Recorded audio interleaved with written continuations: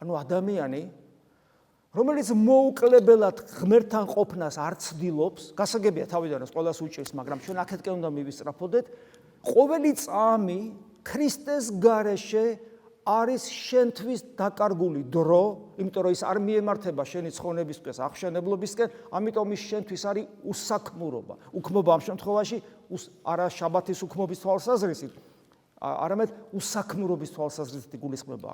ანუ სულსა უქმობისას, ანუ ევედრები რომ და როდის არ მქონდეს უქმობის სული?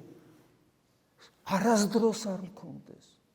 არც ერთი წამი ჩემ ცხოვრებაში არ ყოფილიყოს, რომ ვიყო უქმად შენს გარეშე, გესმით? უსაქმურად შენს გარეშე ამას ნიშნავს. ასეთ ადამიანს სიკვდილის კი აღარ ეშინია.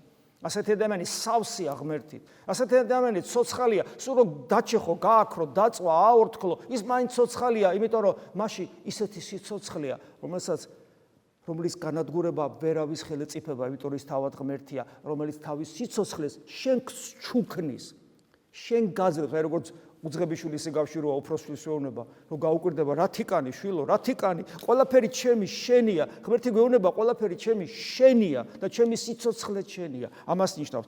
ამიტომ სულ საუქმობისას ნიშნავს, რომ არც ერთი წამი ქრისტეს გარეშე.